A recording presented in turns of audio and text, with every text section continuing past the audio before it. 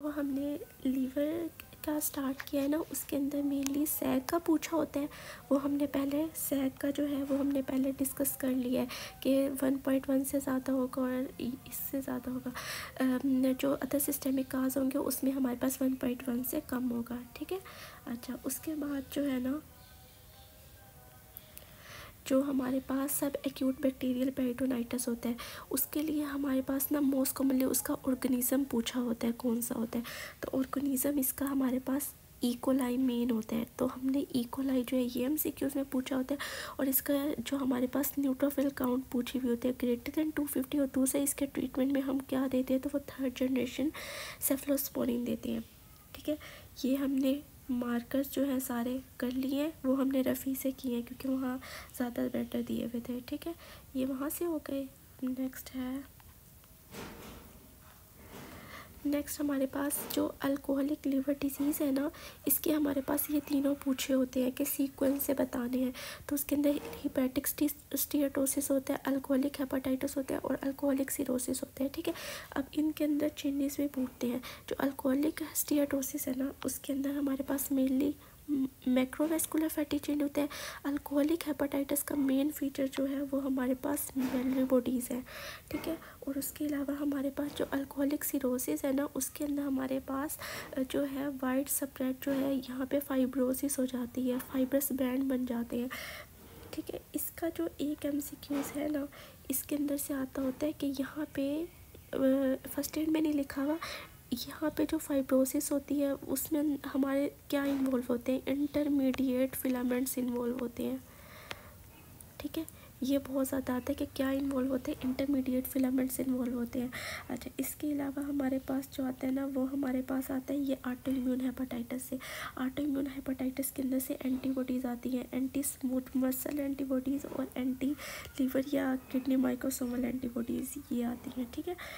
उसके बाद हमारे पास जो हिपैटिक इनकैफ होता है, हिपैटिक इनकैफ के अंदर हमारे पास जो है ना, वो हमारे पास अमोनिया ज़्यादा हो जाता है। तो वो हमसे हिपैटिक इनकैफ का रीज़न पूछते हैं कि वो उसके अंदर हमारे पास अमोनिया जो है वो ज़्यादा हो जाता है।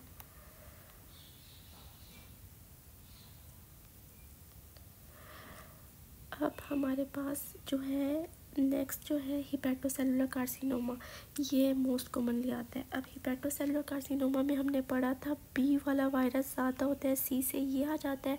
उसके बाद ये हमारे पास कौन से जो टॉक्सिन है ना उसके साथ इन्वॉल्व होता है, ये हमारे पास एफ्लाटॉक्सिन्स के साथ इन्वॉल्व होता है, ठीक है।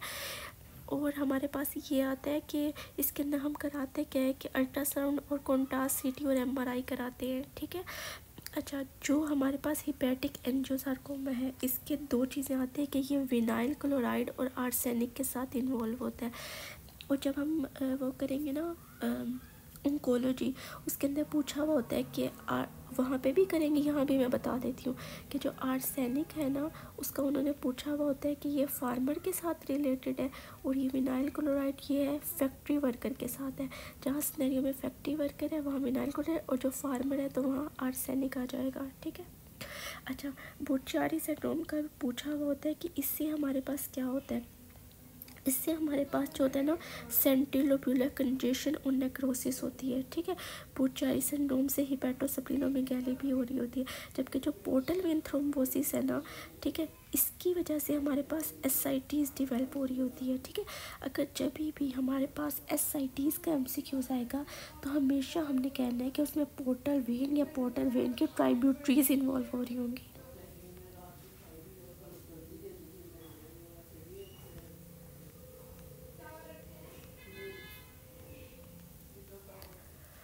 अच्छा, इसके अंदर से हमारे पास जो पूछते हैं ना, ये बहुत आता है। इसके अंदर हमारे पास गिलबर्ट सिंड्रोम, इसके अंदर भी हमारे पास यूडीपी ग्लूकोनाइड का ट्रांसफेरेज जो है वो कम होगा। क्रिकनर लराज है, इस क्रिकनर निजार है, उसके अंदर ये बिल्कुल एब्सेंट होगा, ठीक है। और टूबिन जॉनसन और रूटर सिंड्रोम, इसके अंदर दोनों के अंदर एक्सक्रीशन डिफेक्ट होगा, ठीक है। इसके अंदर सवियर सिम्टम्स के साथ प्रेजेंट होगा, इसके अंदर जो है वो माइल्ड सिम्टम्स के साथ प्रेजेंट होगा।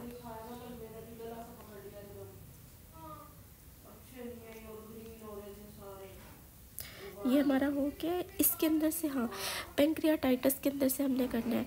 पेंक्रियाटाइटिस के अंदर से ना हमारे पास जो आता है कि ये देखना है हमने इसके अंदर से कि ये सबसे पहले जो है ना, इसको याद रख लेना कि इसके कॉजेज़ कौन से होते हैं। दूसरा इसका क्राइटेरिया जो है ना, सर्जरी में बहुत ज़्यादा पूछा जाता है। क्राइटेरिया में इसका ये पूछा होता है कि हमारे पास अमाइलेज और लाइपेज में से कौन सा ट्रिपल टाइम रेज होगा। तो जो लाइपेज है ना, वो हमारे पास ज़्यादा स्पेसिफिक है इसके अंदर, ठीक है, एज़ कम्पेयर टू अमाइलेज, ठीक है। और इसके अलावा जो हमारे पास क्रोनिक पेंक्रियाटाइटिस है, वो हमारे पास स्पिन K1 की म्यूटेशन की वजह से होता है, ठीक है। इसमें हमने ये वाले कॉजेज़ किए, इसके अंदर हमारे पास ये वाला कॉज होता है कि स्पिन के म्यूटेशन जो होता है ना, उसकी म्यूटेशन की वजह से होता है, ठीक है। और लास्ट MCQs जो है वो है, लास्ट जो है वो हमारे पास पेंक्रियाटिक एडिनोकार्सिनोमा में से इसका मार्कर आता है कि कौन सा मार्कर होता है इसका मार्कर हमारे पास 19 ट्यूमर मार्कर होता है, ठीक है। और एक और चीज़ जो इसके अंदर से मोस्ट इम्पोर्टेंट है वो है माइग्रेटरी थ्रोम्बोफिलोपाइटिस। ये माइग्रेटरी थ्रोम्बोफिलोटाइटिस रेडनेस और टेंडरनेस होती है ऑन पाल्पेशन ऑफ एक्सट्रीमिटीज़, जिसको ट्रोजियो सिंड्रोम भी कहते हैं, ठीक है। ये हमारा कंप्लीट हो गया है जो हमारे पास हिपैटिक पोर्शन में था।